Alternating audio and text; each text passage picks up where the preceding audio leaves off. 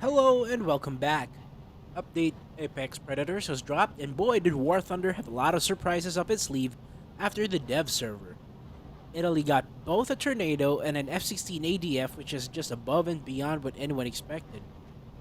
The Americans also got the F-16 Block 15 ADF and the AIM-7M as its Sparrow. For the meantime, it seems the AIM-7M Sparrow is a carbon copy of the AIM-7F, since the differences of a monopole seeker as opposed to a conical scan seeker is very negligent in the arcade mechanics of War Thunder. Taiwan also got its F-16 Block 20 under the name F-16 MLU. I have no issue with that name since Block 20 is just a Taiwanese designation for the MLU. However, where I take issue is that in terms of capabilities, the Block 20 is the same as the ADF, which really isn't the case.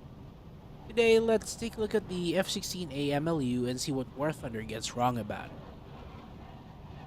The F-16A MLU program began in 1991 when a program to upgrade existing F-16A variants to the capabilities of the F-16C Block 50-52 standard was signed on by the Netherlands, Belgium, Denmark, and Norway.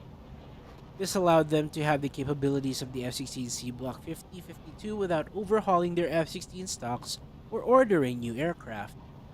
The MLU, or the midlife upgrade, offered major changes to the F-16A. Firstly, it upgraded the radar from the AN/APG-66 to the AN/APG-66V2, which gave it the capabilities of the F-16C's AN/APG-68 while maintaining the AN/APG-66 radar architecture. One of the main features of the AN/APG-66V2 aside from AMRAAM capability is the introduction of trackwell scan capability to the F-16. The AN/APG-66V2 has the capability to track up to 10 targets at a time with trackwell scan. This radar also has a mode called Two Target Situation Awareness Mode, which is a compromise between single target track and TWS that reduces its search coverage but maintains track on targets diving or climbing. The F-16A Block 20 is the F-16A MLU in Taiwanese service. In 1992, the agreement was signed for 120 F-16A Block 20s alongside 60 Mirage 2000-5s to replace their F-5s and supplant their FCK-1 Chingpo fighters.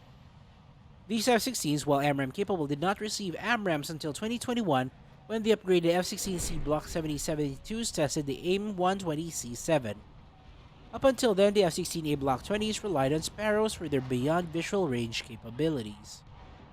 In War Thunder, the F-16 MLU's radar is still labeled as the AN/APG-66 and lacks the trackwell scan capability.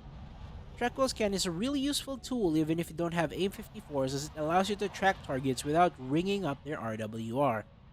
Paired with the AN/APG-66's medium pulse repetition frequency setting, it can also track targets in tail-on chases much more effectively.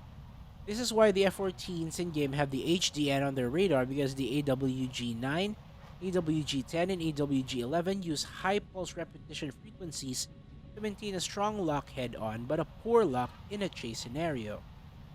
While I'm not asking for the situational awareness modes now, I'd really like to have the MLU's trackwell scan capability because it's a good way to assess the battlefield and select appropriate targets to engage and track them as they move without getting RWR pings. But overall, the MLU is an amazing fighter, and they really raised the ante for top tier battles so much that I really wouldn't mind them moving up to 12.0 or 12.3 at some point. I'll cover the MiG-29 soon, but this would probably be the only video I have until January, because I'm going to be doing the event as well as grinding out the rest of the tier 8s, because I'm telling you, the K-Fear C7 is not very good anymore at 11.3. I look forward to the future of Tier 8 as 2023 arrives and as they expand the tiers more. Thank you for watching. This is the Dr. MD. Godspeed, and as always, thank you. Thank you for a wonderful year, and thank you again for watching. Yeah, all you fuckers wish you flew the Viper. Probably since the time you were